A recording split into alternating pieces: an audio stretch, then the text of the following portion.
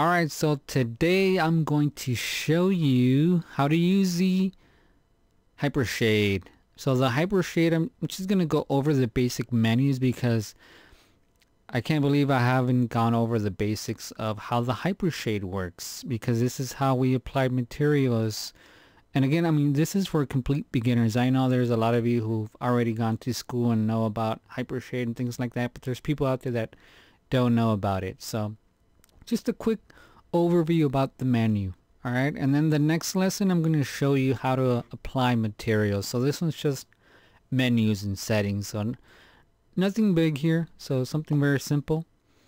Again, to open the Hypershade, I already have a button here, so you would go under Windows Rendering Editors and then Hypershade. And then to add it to your shelf, just hold Control Shift and click. And then that's going to add it onto your shelf. Pretty neat button like I have here. And then this opens up your Hypershade. So if your Hypershade does not look like this, let me maximize it. Oh yeah, that's nice and big there. That's what she said. Alright, so if it doesn't look like the way, like you don't have all the menus and things like that, check that to see if you don't have these little dots here. If you do, make sure you move them over, and then that should pop that one. Then you should see another one over here. That should pop it over some more. So you should see your categories on the left side, your materials in the middle, and then you should see two windows up here. Your materials up here, and then your working area down here. Now if you don't see your working area, click on this one. So this will show you both. So this is how you split it. Working area, this will be just like the bottom part. The top area, just the materials, or this button for both. Okay, if you still do not see your categories and shaders, click on this button right there, that first one. That should pop them open right there. Okay, if you're clicking on it and it's not popping open, check these little dots here and move them over. Alright, so I already created some, just two materials here just to show you and get the hang of it and how to move around with it. But as you know, by default, Maya creates a Lambert 1, a particle cloud 1, and a shader glow 1. And these, you cannot delete them. Alright, by default, these three right here, you cannot delete them. So don't mess with these. Okay, now this Lambert 1, I don't know why it creates these other two. I've really, like when you create a Lambert, it does not create a shader glow or a particle cloud. But this Lambert 1, the reason why it creates a Lambert 1 is because you notice when you create, you go under create polygons and you start creating one of these, it's always gray. That's because it's always adding this Lambert 1. So if you come in here to Lambert 1, double click on it. When you double click, it should open up your attribute editor. So here's how you have access to your settings of that material. And up here you see it says Lambert 1. Now because this is a default and you cannot mess with it, you cannot rename it, but this is where you would normally rename things. And then here's where you would change the color. Very basic stuff here, right? So if I wanted to change the color of it, I could do that. So watch this. If I change this to, I think I have some colors here, blue or almost purplyish, notice it changed them all. So if I go and create a new, what do I want to create? A cube? A cone. Yeah, cones are cool. Hit W, and then I move it over. Notice that it's now blue. It's not that typical gray color. That's because we mess with Lambert 1. Alright, so that's something you need to keep in mind. Lambert 1 is a material, it always applies to your objects. Okay, next thing on the menu here, what do we have? I don't use this. These three buttons are a good way to organize your working area. For example, I have this blend here and I added a simple bump map. Again, if you don't know what a bump map is, don't worry about it. I'm going to make a tutorial. Well, the next video will be about that. So you can see there's a lot of connections onto this. All right. So to organize this stuff, let's say you move things around and for whatever reason it's all like chaotic. You can come in here and select this one and it'll say rearrange graph. It'll just bloop, line them up for you nicely. All right. And then this one, it's kind of like hitting frame all in your viewport. So it'll just frame everything nice and big there. So for example, if you had blend 2 and it was over here and you had these and they were like way over here, but you're looking at this and you're like, where's my blend? You can click on that one, or I believe you have to click on one of them. And when you click graph all, it'll show you everything in here. But since these are too far away, again, you can organize them, boom, line them all up, and then do another one of the global or frame all. Okay. And then this one, let's say you're done, you can clear your graph by hitting this little eraser. Now that does not delete your materials, that just clears your working area. All your materials are stored up here. Not until you select one and you press delete, that's how you can delete these. All right.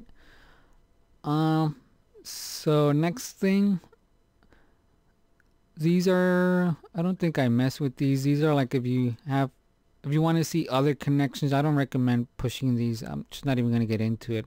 And I don't use these. Let's see what else. There is this nice feature here. It says under delete unused nodes. So for example, I'm not using this blend 1. You can see nothing has this material.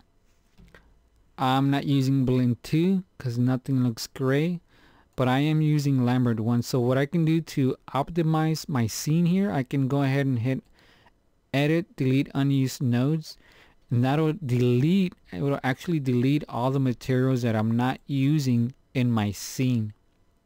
All right, so I can go ahead and Control Z to undo that, delete the bottom ones, and that is how, that's a very nice feature there, to edit, delete unused nodes. Okay, so what are nodes? So I'm going to tell you a little bit about the terminologies that we use. So nodes are actually more specific. They're these little squares like the icons, but you can call them nodes. So if I right click graph network, it'll plot out everything that's being used in this one material.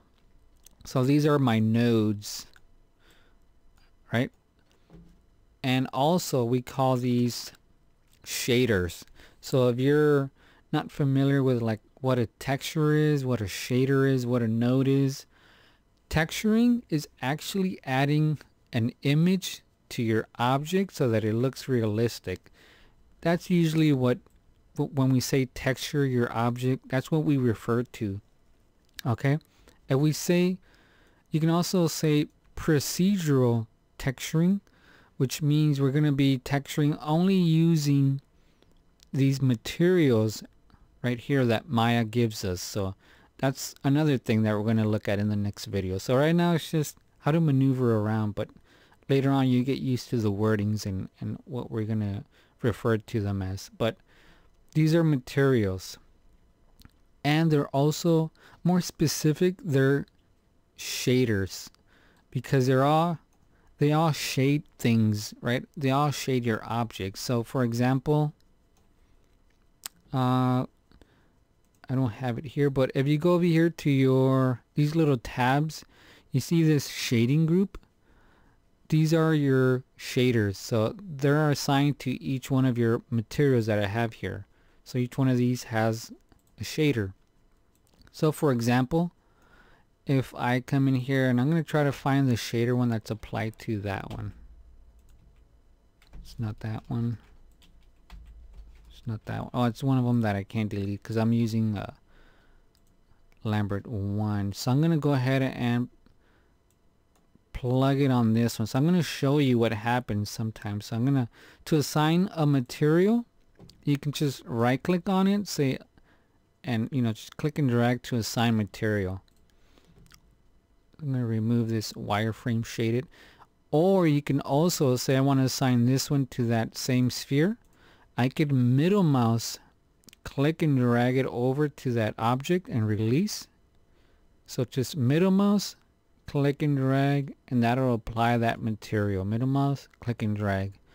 Alright, so that's another way. Another way you can do it is by selecting the object, right click on it, and then just hold it and go all the way down here where it says assign existing material. You can go ahead and release, right click on whatever material you want to apply. So there I have the little bricks, right click, assign existing material, Lambert 1, back to blue.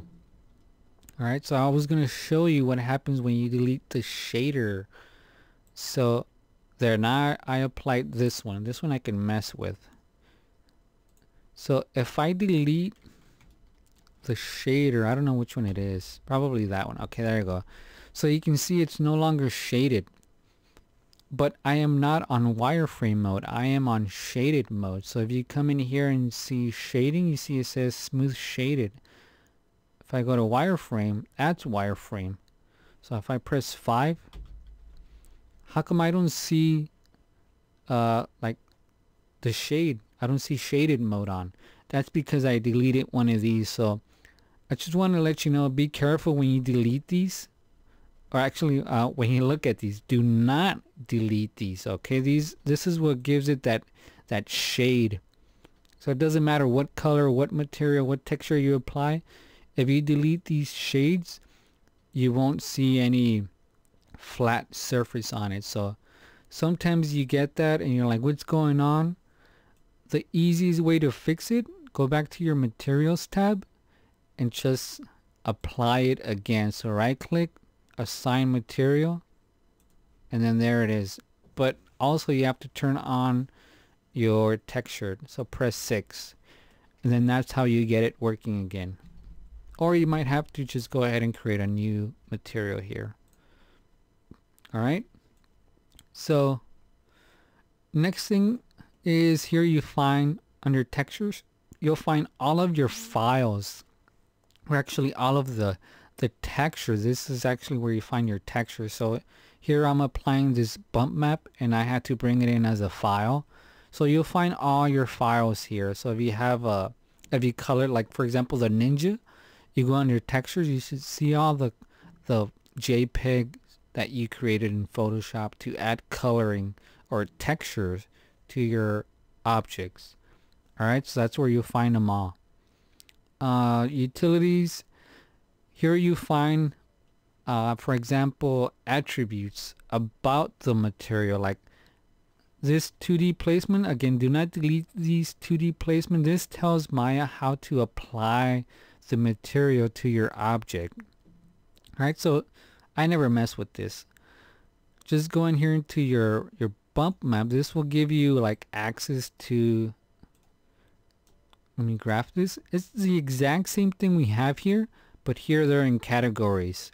So again, the bump map 2D and the place 2D texture, they're under utilities. So I have that bump map, which is here. Then I have the place 2D texture, which is there. I have this file one, which is here. So it's just a way of categorizing everything. Alright. So again, like I was saying, you can click on that bump 2D one, which is also this one here. And then you'll come here and then you'll see it says bump depth. That gives you access to the how intense. So you can see there that sphere here. How, whoops, go ahead and click on it again. How intense you want that depth. So that's pretty cool. And again, if you apply this this bump, you can only see it if you're under the render viewpoint 2.0 or viewport 2.0. So if I go under, like normally I'm under default, you won't be able to see that even though I have my textures on. You have to go under render viewport 2.0. But again, I'm not going to show you how to apply a bump map yet. If you're a beginner, I'll show you that in the next video. If you already know or are familiar with it, you can probably do this. Alright, so that is how these are categorized. Over here, go back to materials. And let me clear the bottom working area. Here, we have all of the materials that we can use to make this look a certain way that we want. So for example, we have two categories for materials. We have Maya materials and we have mental ray materials. So for these materials to work, or in order to see them, we have to be using mental ray engine. So for example, if I go in here to this was a previous image that I was messing with, so yours is not going to look like this. Let me render this again. So there it is. That's how it should look. We need to make sure that we're under mental ray here. Alright, if you do not have mental ray, you can turn it on by going under Windows, Settings, Preferences, Plugin Manager, and then just scroll all the way down and you're going to see Maya to MR, that's for mental ray. Just click Loaded and Auto Load, and then that should pop this up right here now. Okay, so if you're going to be using these materials here that says mental ray, you have to be using mental ray here. Okay, if you want to use these up here where it says Maya, these work with either or. They're usually better with just like, well, it doesn't really matter. So you can use Maya software or mental ray. But again, if you're going to be using these down here, you have to be using mental ray. Alright, so enough of that. So again, if we have Maya selected, that's going to show us everything under these categories. So we're going to have this long list. If I come in here and select certain ones, now they're limited to that category. So you can come in here and start picking certain ones. But I like to leave it under Maya so I get the full list. Same thing under mental ray. If I click mental ray, I get all of the mental ray shaders. If you like one, or you notice that you only use about 3 shaders most of the time, you can favorite them. So for example, let's say I'm going to use the blend often, so I can right click, I'm holding right click, release, add to favorite, and then you're going to see up here it says favorites. So you click on favorites and there it is, blend. Go back to Maya, Lambert, right click, add to favorites, favorites. Now you have both of these. So that's a very quick way to access your favorite materials. To remove them, right click, remove from favorites, right click, remove. Alright, so now to add materials to your little area here. So let's say I'm going to add a fong here. This little fong, I can right click, middle mouse, click and drag it over. And then that's going to add it right here and in your working area. Or you can even drag it down here. So I can say Lambert, right click, working area, and it adds it onto your materials and it adds it onto your work area. So I can go ahead and clear that. Again, I'm not using those two that I just added. So edit, delete, unused nodes. Alright, next thing is if you click here on your materials tab, you get these little icons here, little ways to organize how you set everything up. So for example, you want to see your icons here, or you want to see it as a list. You can do it as a list, but it's a little bit more, it's kind of weird. But I like to leave it under icon, and here you can have your different sizes. So again, you can even middle mouse and I believe like how does it work? Kind of like your viewport. You know how you zoom in and out? the Hypershade works exactly the same, so you can even zoom in and out here. And let's say I graph this, it still works the exact same way. I can hold Alt, right click, zoom in and out, or Alt, middle mouse, and pan around. So I can still do that. And you know how we saw this frame global thing, or actually arrange them? We still have that same function. So I can say A. So pressing A will frame everything. Or if I have this one, I can press F and I will frame in on that. So it's the same thing like the viewport. Frame in on that. Press A, frame in on everything. So that's how you can manipulate things on your Hypershade. So again, rearrange things and frame in. Clear it. And how you add materials here. So when you add a material now, you can see I can rename it here. So I can say, you know, animation methods, material, enter. So that's pretty cool. Now over here it says, you know, the name that you gave it here, and also up here it'll say that. So it makes it a lot easier to find. And then down here you can obviously organize them alphabetically. So you can see it says, well, it should have been alphabetically, I don't know why. But let me see. So there it goes. I had to click away. So there's A, B, and then L, P, and S. So those are alphabetically. This one, sort by type. I believe if they're all blends, it'll put them all together. If you have Lamberts, it'll put them all together. So let me see if I create another Lambert. Create another Lambert and another blend. And then click on this one, organize them. And you can see that the blends are together or that the Lamberts are all together. So that's how you organize them by type. And then this one is by time. This one's kind of cool. So the one you create the latest will be at the furthest to the right. So let me go ahead and clear that. So for example, these are the ones that I had previously. So these are first and it's going from left to right. So as I add another one, it'll add it to the right. And then I added these other ones just now. So these are the latest one. All right, and this glow thing is always going to be at the end. So don't worry about that. So for example, I add this ocean shader. Add it. It should be always at the end. And this last one, sort and reverse order. So whatever I have right now, now this one's going to be first. So I click on that. I had a warning. Sort order function is not implemented. That's strange. Okay, there you go. I guess I have to select them. But there you go. Now they are all reversed. So that's a nice way to go ahead and organize these however you feel more comfortable. But I think that's it. That's how you work with the Hypershade.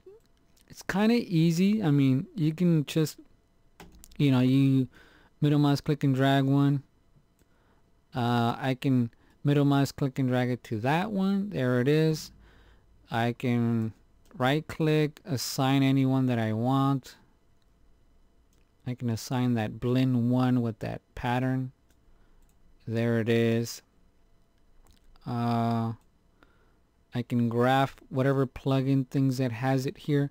So I'm going to show you how to plug things in later on, but the one you want to worry about is just the main material. This one right here, you click on it, and that is how you mess with these, or how you access the attributes pretty much. So to know that if you have anything plugged in here, you can quickly look to the right. You see they have all these little checker patterns, but this bump map has something in there. So you see that little black arrow?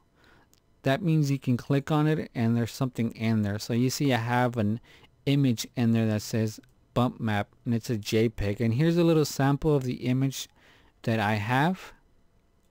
So in the next lesson, I'm going to show you how to manipulate all these settings and what they do and how you can start rendering and give it certain looks. All right, so right now I just wanted to show you the windows and what they do and how to manipulate things.